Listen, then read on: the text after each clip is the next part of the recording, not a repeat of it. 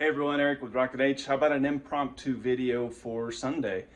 I posted a reel showing you how to make this exact truck. Well, I posted a reel of a layout I have with 6 of these trucks, 2 old school John Deere choppers, and then a pack tractor and a service truck and some other things. And it was a really popular little video I did because I was just showing off my stuff because I think it's fun. Anyway, I had a guy reach out on social media and said, hey, how do I make this truck? Where do I get them? Where can I find them? Well, the thing of it is, you can't. So let's talk about how I actually did make that truck. Okay, as I was saying, these are all custom made. I have 6 of these because I just wanted 6. I wanted 3 for each chopper, and they just make me smile. That's why I made them. That's it. So here's the base truck that I started with. At one point, these were common, and you could pick them up for 20 bucks or less, depending on where you were shopping. And I bought cases of these back in the day. I mean, this was like, well, it was before COVID for sure, 6-7 years ago. These were common as heck. You can still find this truck on eBay periodically, but it seems like they are going for way more now than what I paid for them. And that is the exact truck I used to make this. So I had to stretch out my frame. I used 732 brass to stretch that out. I used a black paint pen to turn the brown Daytons into black Daytons. And then I took the cab apart because I had to fill in the holes where the windbreaker was. So there was, I believe, just one hole on each side holding that to the top of the cab. So I stripped those down and painted everything Radiant Fire Metallic because I had a love affair with Radiant Fire Metallic for a long time. The silage bed. I sell this in my store, rockinhfarmtoys.com. The kit comes with the bed, the racks, this hoist, and then that mounting frame which drops on top of the factory frame. You have to put it together, paint it whatever color you want. At one time I was using aluminum mesh. I migrated away from that and now use bridle tool when I put them together. Bridle tool is super duper cheap and easy to get, and it paints up pretty decent as well. It's just hard to put on these racks. I'm not gonna lie, it's stupid to put on those racks, but it works. The stripes came from circuscity.com.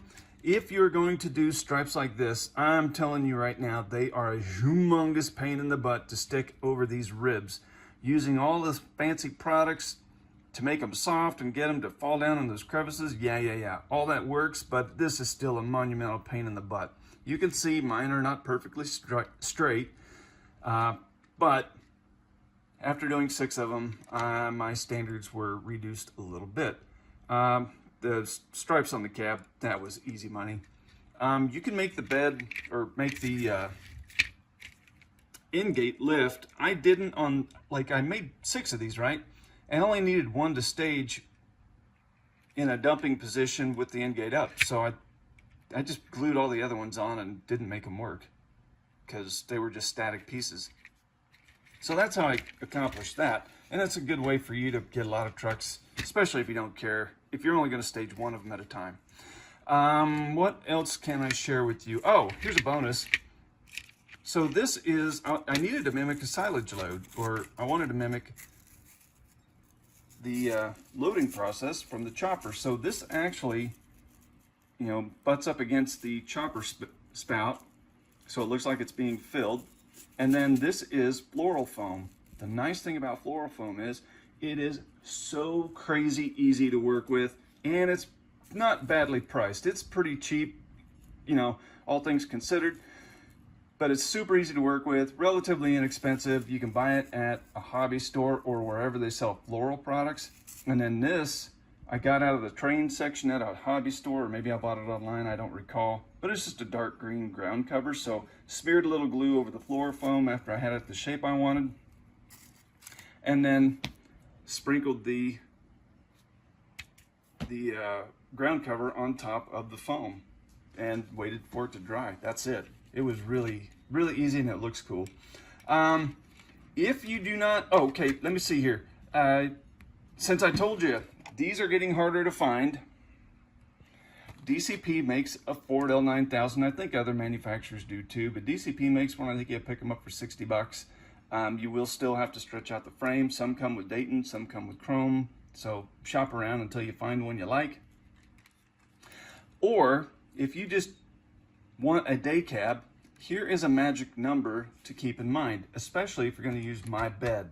Now, if you use this exact kit, measure from the back of the cab to the end of the frame, and it should be 3.5 inches long, and you will not have to stretch that frame. Okay, 3.5 inches is your magic number to avoid stretching the frame if you're using a Rockin H kit. So that works on all my 20-foot and 22-foot beds, because both of those two sizes use this same mounting frame right here. And that's it. So if you have any questions, please leave them in the comments. I'll share everything I know with you and help you make something awesome. Go get them, and thanks for watching.